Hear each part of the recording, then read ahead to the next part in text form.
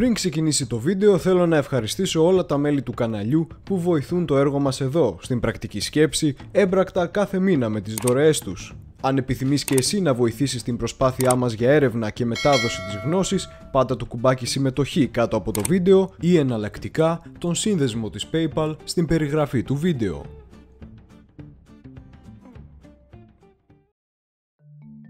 Η ιστορία του ελληνισμού της Βορείου Ηπείρου. Πριν μπούμε στο κύριο θέμα που είναι το ζήτημα της Βορείου Ηπείρου, είναι θεμιτό να μιλήσουμε για το παρελθόν της περιοχής και την ιστορία της ελληνικής παρουσίας εκεί. Αρχικά το όνομα της περιοχής προέρχεται από την λέξη Άπειρος, της οποίας η δωρική προφορά είναι Ήπειρος, και δόθηκε από τους Κερκυραίους στην περιοχή που υπάρχει απέναντί τους και σημαίνει μεγάλη έκταση γης.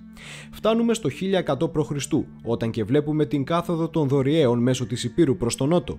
Οι μισοί από αυτούς θα εγκατασταθούν στη Μακεδονία και θα ιδρύσουν το βασίλειο της Μακεδονίας. Οι άλλοι μισοί θα κατέβουν στην Πελοπόννησο και θα ιδρύσουν την πόλη κράτος της Σπάρτης και ένα τμήμα τους θα εγκατασταθεί στην Ήπειρο. Μετά από τους Δωριείς θα ακολουθήσουν και άλλα ελληνικά φύλλα, όπως οι Θεσπρωτείς, οι Χάονες και οι Μολοσσοί, οι οποίοι όλοι μαζί θα ενωθούν με τους πληθυσμούς της Ηπείρου και θα δημιουργήσουν πολλούς μικρούς οικισμούς. Η περιοχή της Ηπείρου ήδη από τότε μάλιστα είχε πολύ μεγάλη σημασία για τον ελληνισμό. Στην Ήπειρο λειτουργούσε το μαντίο της Δοδόνης, κάνοντας την περιοχή θρησκευτικό κέντρο, και οι Ηπειρώτες ήταν αυτοί που αποτελούσαν τείχος προς τους Ηλυριούς, μιας φυλής από τον βορρά που απειλούσε την ασφάλεια της περιοχής. Επιπλέον, η Ηπειρώτισσα βασίλισσα Ολυμπιάδα θα παντρευτεί τον βασιλιά της Μακεδονίας Φίλιππο τον Δεύτερο και θα φέρουν στη ζωή τον μέγιστο όλων των Ελλήνων, τον Μέγα Αλέξανδρο. Συνεχίζουμε με τους Ελληνοπερσικούς πολέμους και την διεύρυνση αρκετά της πρώτης ελληνικής αυτοκρατορίας υπό τον Μέγα Αλέξανδρο.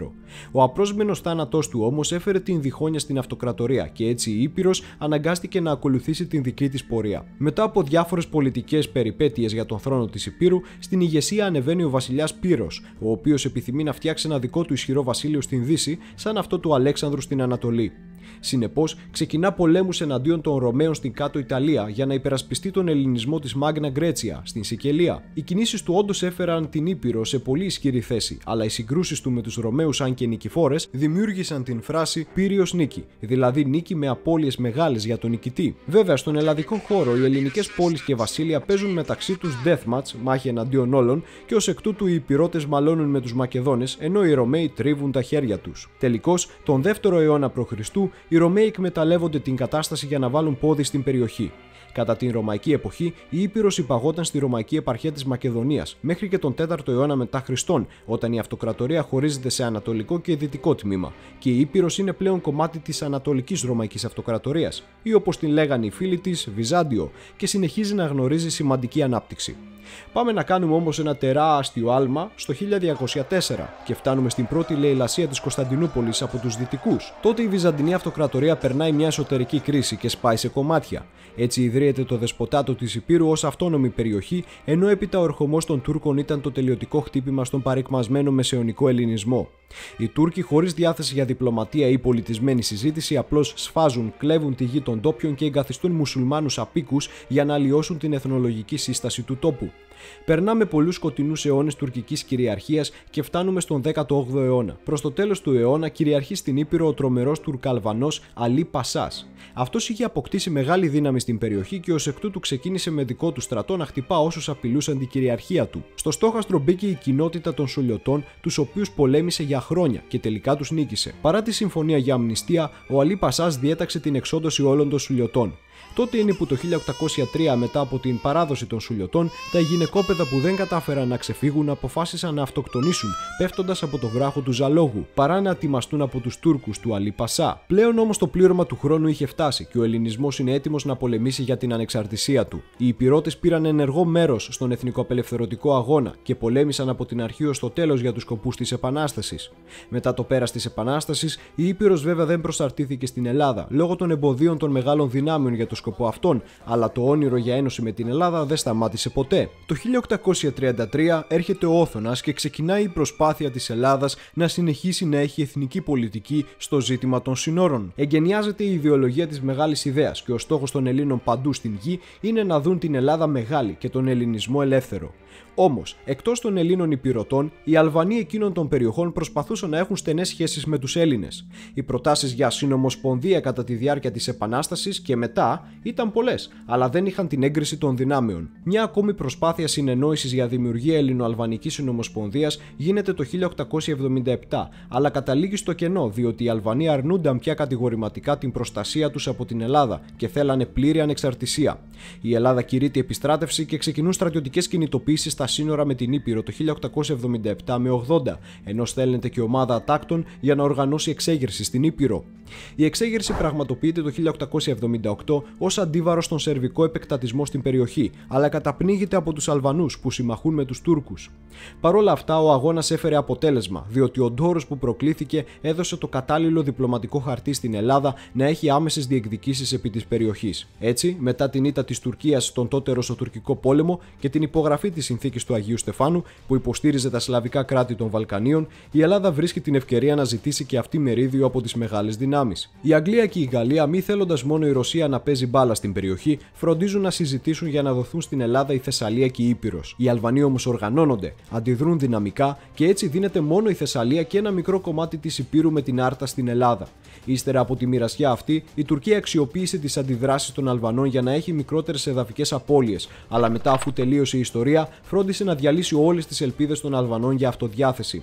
Από την πλευρά της, η Ελλάδα το 1881 προσαρτά τη Θεσσαλία και την Άρτα. Παρ' όλα αυτά όμως, η πολιτική ηγεσία δεν κατάφερε μετά το 1881 άλλες επιτυχίες στον τομέα αυτών, παρά τις στρατιωτικές πιέσεις με αποστολή ατάκτων στην Ήπειρο και τις κινητοποίησεις του ελληνικού στρατού. Γι' αυτό το λόγο την σκητάλη την έλαβαν οι εθνικές εταιρείες, οι οποίες φρόντιζαν να εξυψώνουν το εθνικό φρόνημα σε τέτοια λεπτά ζητήματα. Όμως και αυτές φαίνεται ότι δεν κατάφεραν να σταθούν στο ύψος των περιστάσεων, διότι ο χωρίς στρατηγική εθνικισμός τους θα οδηγήσει στην ήττα του 1897, με την Ελλάδα να μην καταφέρει να απελευθερώσει την Ήπειρο. Η Ελλάδα εισέρχεται στον 20ο αιώνα διαλυμένη ψυχικά και οικονομικά. Ταυτόχρονα, οι Αλβανοί από την πλευρά τους, μετρώντας τις εξελίξεις σωστά, με αφορμή τον Ιταλοτουρκικό πόλεμο του 1911, ξεκινούν εξέγερση, η οποία αποτυγχάνει, αλλά επαναλαμβάνεται ξανά το 1912, χωρίς όμως πάλι επιτυχία. Πλέον τα πράγματα οδηγούνται ανεπιστρεπτοί σε τετελεσμένα γεγονότα, όμως η Ελλάς δεν πρόκειται να τα βάλει κάτω. Η χώρα έχει καταφέρει να ανακάμψει οικονομικά και στο τιμόνι της βρίσκεται πια ο Ελευθέριος Βενιζέλος με το πρίγκιπα τότε Κωνσταντίνο αρχηγό του στρατού.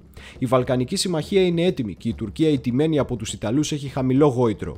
Η μεγάλη εξόρμηση αρχίζει και η Ελλάς πρέπει να κινηθεί γρήγορα πριν η ευκαιρία χαθεί για πάντα.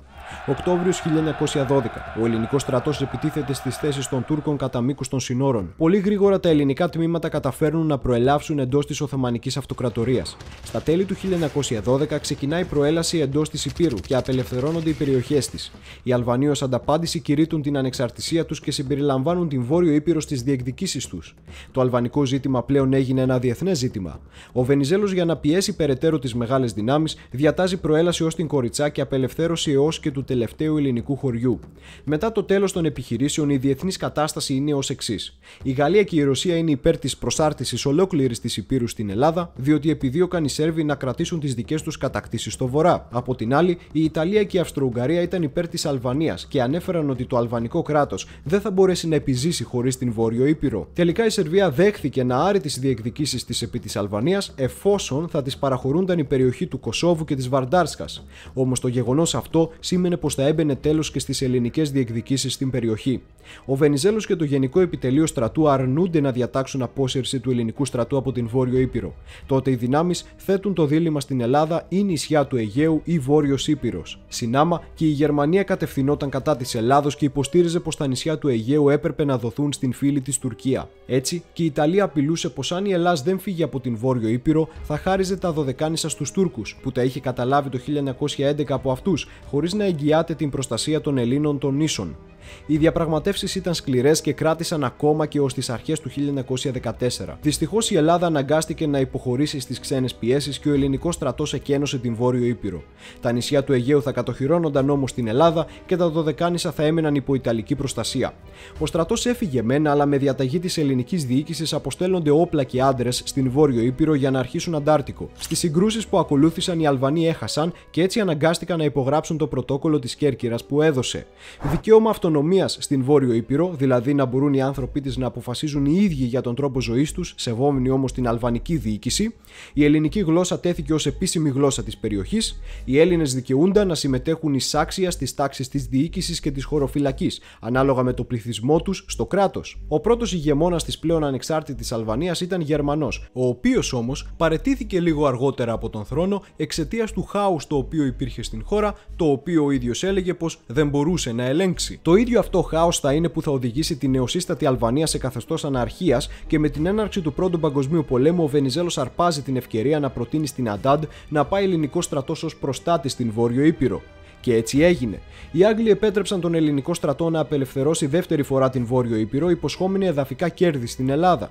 Όμως, λόγω του εθνικού διχασμού του 1916 και της τάσης του Κωνσταντίνου να είναι προσιλωμένο στην ουδετερότητα, ο ελληνικός στρατός εγκαταλείπει ξανά την Βόρειο Ήπειρο και τα ελληνικά τμήματα αντικαθίστανται από ιταλικά. Το 1918, μόλις τελειώνει ο Πρώτος Παγκόσμιος Πόλεμος, τα πράγματα δεν είναι και πολύ υπέρ της Ελλάδος στο θέμα αυτό. Ο Βενιζέλος δεν δύναται να στείλει ξανά στρατό στην Βόρειο Ήπειρο γιατί δεν ήθελε να δυσαρεστήσει τις δυνάμεις, εν ώψη και των διαπραγματεύσεων για ειρήνη, αλλά και ο στρατός ήταν περισσότερο απαραίτητος στο μέτωπο της Μικράς Ασίας. Τελικώς, με την ήττα της Ελλάδας το 1922, η ελληνική ηγεσία αναγκάστηκε για ακόμα μία φορά να αποδεχτεί τους όρους των δυνάμεων που ήθελαν την παραμονή της Βορείου Ηπείρου στην Αλβανία. Με τη συμφωνία της Φλωρεντίας μεταξύ Ελλάδος και Αλβανίας το 1925, η Βόρειος Ήπειρος δίνεται οριστικά στην Αλβανία. Φτάνουμε μπαμ στο 1939, όταν η Αλβανία καταλαμβάνεται από τους Ιταλούς, οι οποίοι της υπόσχονται διεύρυνση των συνόρων της προς τον νότο, εις βάρος της Ελλάδος. Σε αυτές τις ιταλικές υποσχέσεις έχει τις ρίζες του και ο αλβανικός μεγαλοειδεατισμός περί της δημιουργίας της Μεγάλης Αλβανίας. Το 1940 ο Ιωάννης Μεταξάς έχει να αποφασίσει. Είτε η χώρα θα υποκύψει στις απαιτήσεις των Ιταλών και θα χάσει από δυτικά την Ήπειρο και από ανατολικά προφανώς τη Θράκη στους Βουλγάρους, είτε θα αντισταθεί μέχρι σε Σχάτων. Το όχι λοιπόν επικράτησε στο ιταλικό τελεσίγραφο και έτσι ξεκινά το έπος του 1940. Ο Χίτλερ τραβάει το μουστάκι του που ο Μουσολίνι κάνει μαγκές χωρίς να του το πει και ο ελληνικός στρατός άνετα νικάει τη μάχη της Πίνδου και απελευθερώνει για τρίτη φορά την Βόρειο Ήπειρο, εισερχόμενος στην Κοριτσά. Μάλιστα στην κατοχή οι εκεί Έλληνες βορειοϊπειρώτες είχαν δημιουργήσει τη δική τους αντιστασιακή οργάνωση ονόματι Μαβί, μέτωπο απελευθέρωσης Βορείου Ηπείρου, με δύναμη 1.500 ανταρτών, η οποία μαχόταν κατά των Ιταλών και Αλβανών συνεργατών τους.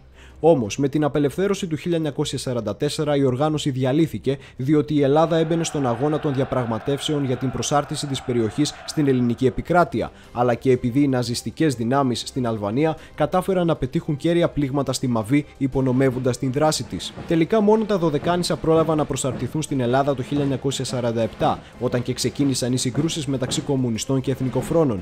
Η Βόρειος Ήπειρος μένει ξανά εκτός συνόρων. Για τα επόμενα 47 χρόνια, ο ελληνισμός της Βορείου Ηπείρου θα ζήσει υπό μια τρομερή κομμουνιστική δικτατορία του Ενβέρ Χότζα. Ο Χότζα, φανατικός άθεος και κομμουνιστής, θα κυνηγήσει τον χριστιανισμό και γενικά την θρησκεία στην Αλβανία και προπάντων τους Έλληνες, οι οποίοι θεωρούνταν επικίνδυνοι για την εδαφική ακεραιότητα της χώρας. Χιλιάδες θα πεθάνουν σε κάτεργα, φυλακές και εξορίες, ενώ οι περιουσίες τους, τα σχολεία και οι εκκλησίες θα καταστραφούν. Παρ' όλα αυτά όμως ο κομμουνισμός δεν άντεξε για πολύ. Το 1991 το κομμουνιστικό καθεστώς της Αλβανίας πέφτει και η κυβέρνηση Κωνσταντίνου Μητσοτάκη με υπουργό εξωτερικών τον Αντώνη Σαμαρά ανοίγει τα σύνορα για να έρθουν όσοι βορειοϊπειρώτες επιθυμούν στην Ελλάδα. Βέβαια η προσπάθεια αυτή έγινε εντελώς ανοργάνωτα, με αποτέλεσμα μαζί με τους Έλληνες να καταφύγουν στην Ελλάδα παράνομα και περίπου 600.000 Αλβανοί, στα πλαίσια της γενικότερης φυγής ανθρώπων από τις χώρες του Ανατολικού Μπλοκ προς την Δύση. Ανοίγει λοιπόν ένα νέο κεφάλαιο στις σχέσεις Ελλάδος-Αλβανίας, αλλά και αυτό έχει επιτοπλίστων αρνητική όψη. Ο ελληνισμός της Βορείου Ηπείρου συνεχίζεται να παραμερίζεται από το ελληνικό κράτος και η τύχη του είναι απαξιωμένη στα χέρια του αλβανικού κράτους που δημεύει τις περιουσίες του για να χτίσει τουριστικά θέρετρα και στις αλβανικές συμμορίες που συνεχώς προκαλούν με επιθέσεις κατά ελληνικών σπιτιών. Το ζήτημα του ελληνισμού της Βορείου Ηπείρου συνεχίζεται μέχρι και σήμερα.